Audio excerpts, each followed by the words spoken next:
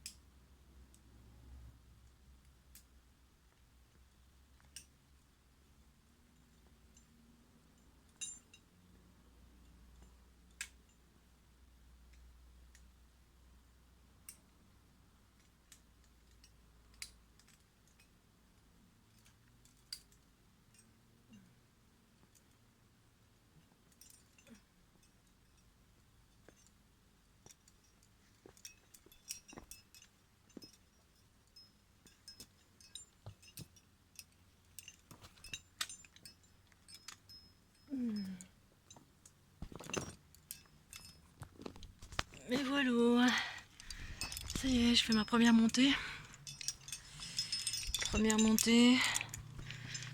Donc c'est une nouvelle paroi, enfin une nouvelle, elle n'est pas nouvelle mais ça faisait très très longtemps que je n'étais pas venue ici. C'est à l'ombre, au niveau du sol. Attendez, je vais m'installer comme il faut, toc toc toc. Hop là. Non, c'est pas comme ça, si c'est comme ça. Voilà. Ça, je peux papoter tranquille. Donc, c'est une paroi sur laquelle je vais de temps en temps.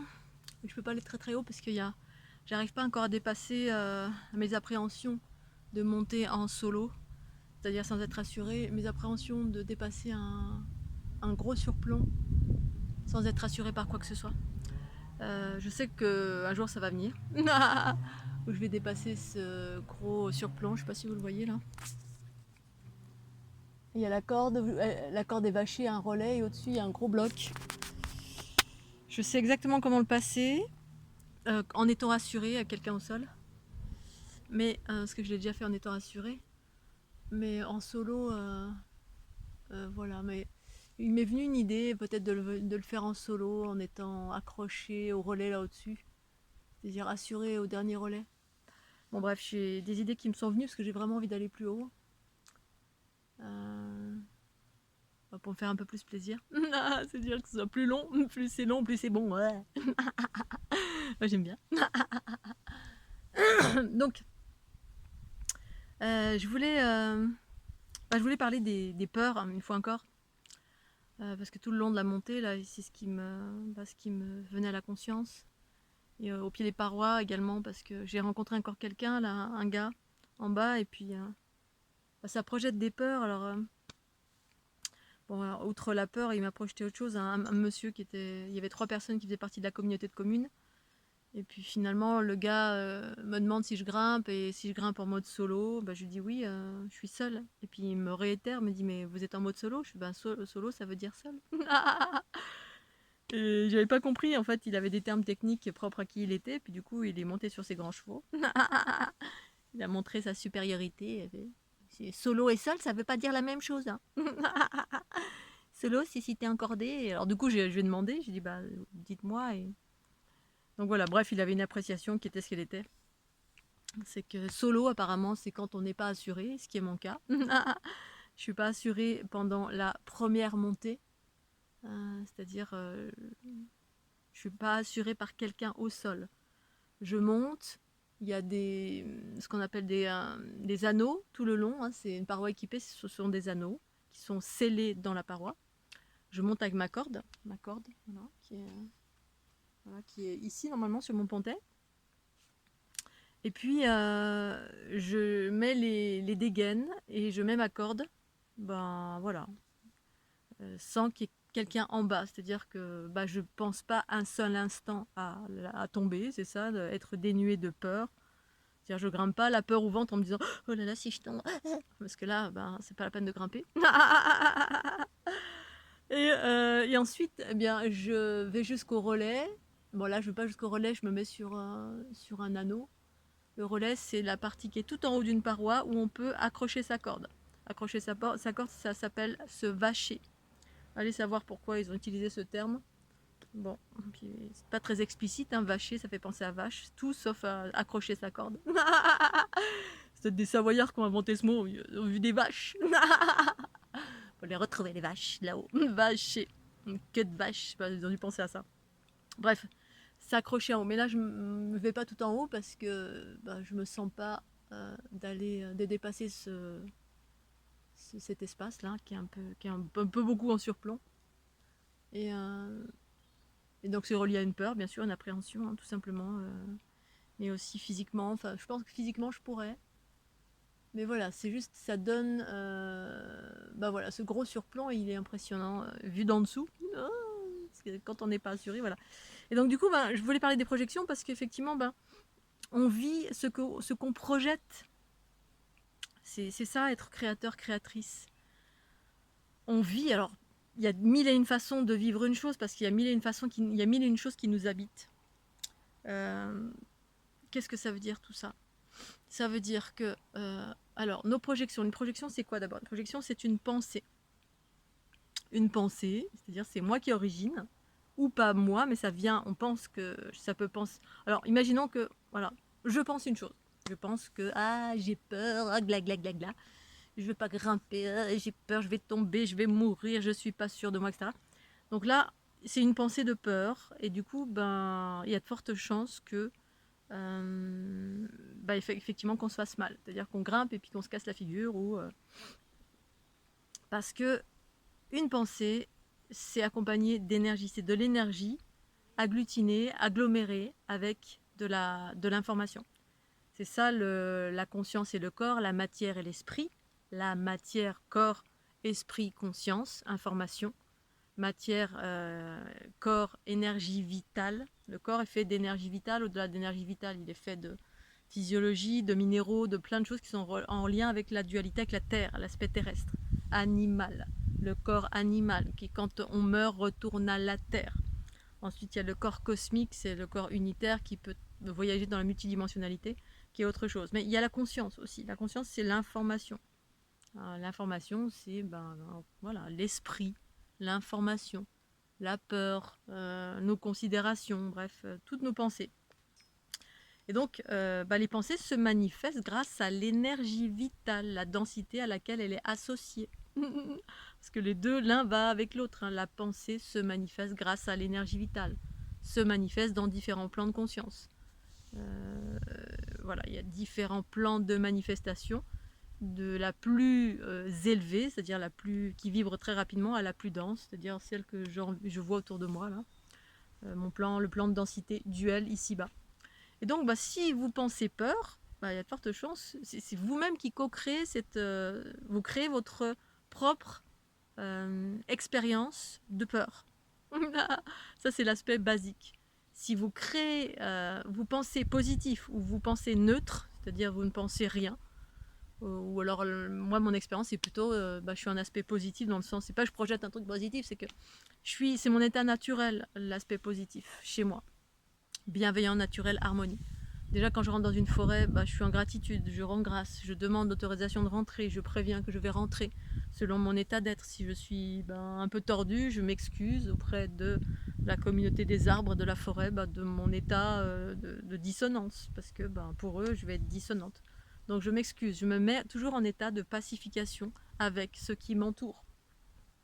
Je suis échevelée, pardon, mais bon. Et donc du coup, je crée un environnement, je projette moi-même de la bienveillance à chaque instant. Quand je suis sur un chemin, je fais attention, je regarde la beauté de chaque chose, je regarde les asperges, les fleurs, les papillons. Je suis attentive dans un état de bienveillance. En cela, je crée un climat de bienveillance. Donc je crée moi-même de l'harmonie à chaque instant. C'est ce qui émane à partir de la conscience du principe féminin en moi. La confiance, l'harmonie. Parce qu'à partir du regard de la conscience élargie, une conscience élargie en soi, le soi supérieur, à partir de ce regard, je suis tout le temps en gratitude de tout, je suis toujours en amour de tout, en amour des arbres, c'est-à-dire je suis consciente que tout est vivant, les plantes, les arbres, je suis consciente que tout ceci est beau, donc je rends grâce à cette beauté, je suis en gratitude. Et en cela, je renforce un climat de confiance, d'amour. Quand j'arrive ici, je rends grâce à la paroi, au soleil, aux arbres. Je rends grâce à mon corps physique de me porter. Je rends grâce, voilà. Et en faisant cela, parce que je le fais naturellement, et ça depuis très longtemps, eh bien, je me mets en état d'harmonie et je crée une réalité bienveillante, harmonieuse, positive. Quand je grimpe ensuite, je ne suis pas dans la peur de quoi que ce soit. Je rends grâce à la paroi, je rends grâce... En fait, je fais des projections à chaque fois quand je rends grâce, quand je suis dans un état positif et d'harmonie. Je projette ma propre énergie d'amour tout autour de moi. Je me mets en harmonie, en état d'amour avec tout ce qui m'entoure. C'est simple comme bonjour. Mais c'est une pratique du quotidien qui est naturelle ou pas. Ou si c'est pas naturel, il s'agit de pratiquer pour intégrer et se reformater à cette façon de fonctionner, qui est une façon de fonctionner relative à la conscience en soi et non pas l'ego. L'ego, c'est-à-dire plus les aspects de survie en soi, c'est-à-dire le corps physique était engrammé des mécanismes de la survie, l'animalité qui réagit en priorité avec tous les curseurs de la survie, c'est-à-dire la peur, les rapports de dominant, dominé, pouvoir. C'est comme le monsieur tout à l'heure, il est monté sur ses grands chevaux tout de suite parce que voilà, bon, c'est peut-être moi, j'ai un peu réagi en disant oui, je grimpe seul.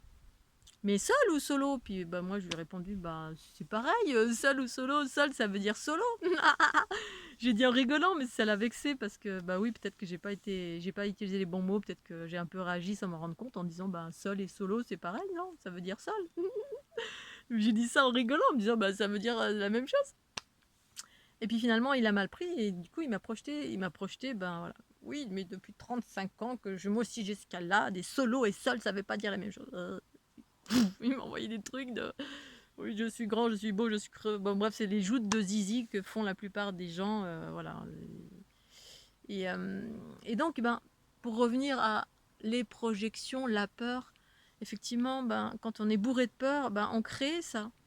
On crée ça, on crée du clivage, du pouvoir, on crée des situations dominantes, dominées. Quand il n'y a plus de peur, il y a de la neutralité où il y a du positif. Et là où il y a du positif, il y a de l'accueil. Là où il y a de l'accueil, il y a de la transformation, il y a de l'absorption. Et là où il y a de l'absorption, il y a de la transformation. Parce que l'absorption, c'est un état d'embrassement. C'est-à-dire, tout ce qui est peur, je t'embrasse. Voilà. Je vais observer ce qui a peur en moi, pourquoi j'ai peur, c'est bizarre.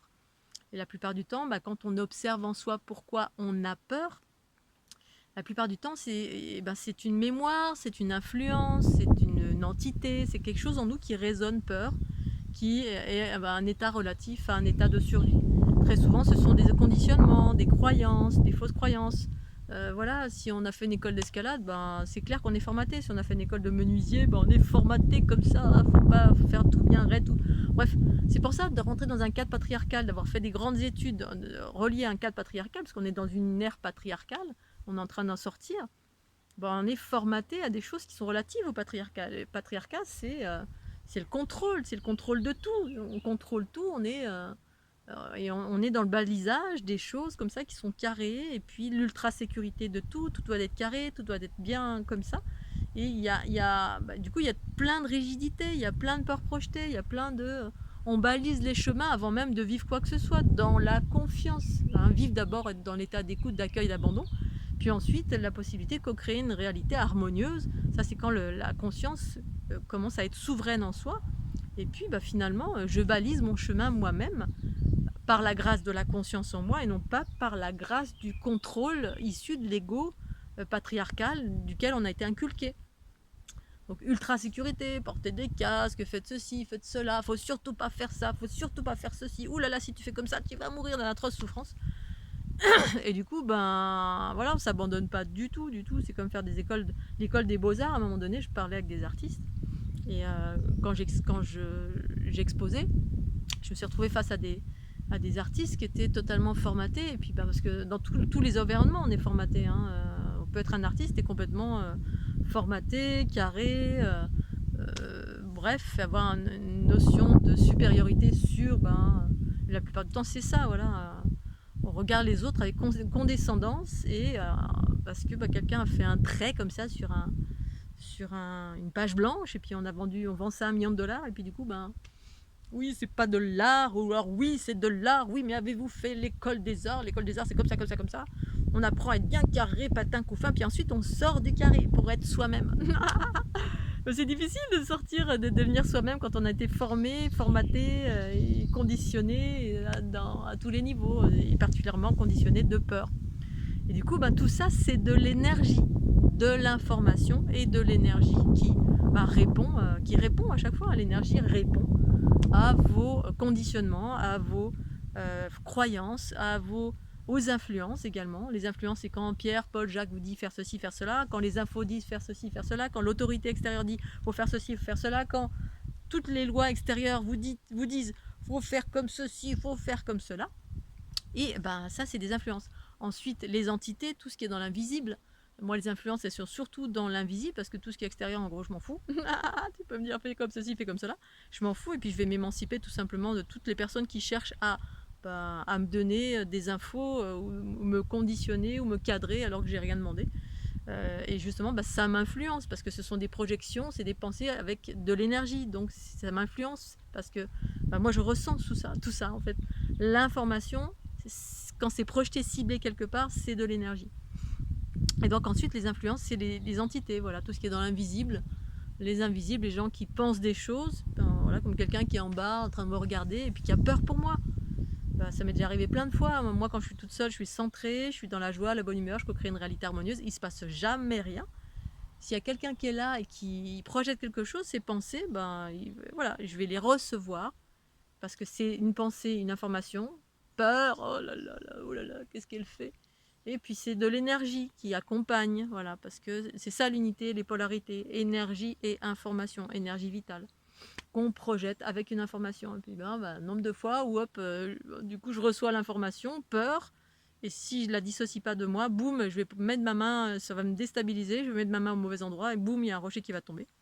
Puis du coup, ça va renforcer l'idée. Par exemple, si quelqu'un était en bas et avait peur pour moi, et que moi à chaque fois je dis non, tout va bien, tout va bien, tout va bien.